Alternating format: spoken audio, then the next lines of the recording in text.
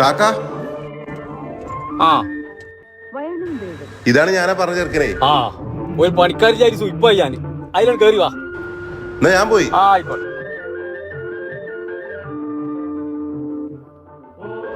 ഇതൊന്ന് നോക്കി പഠിച്ചോ.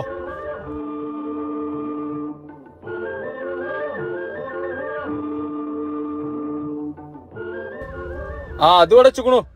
ജയ് ഇതിലുണ്ട് മൈദ. ഒരു 1/4 കിലോ മൈദ എടുത്തു കൊടുത്ത. ആകാശവാണി തിരുവനന്തപുരം, ആലപ്പുഴ, കവരത്തി. പ്രഭാതഭേരി.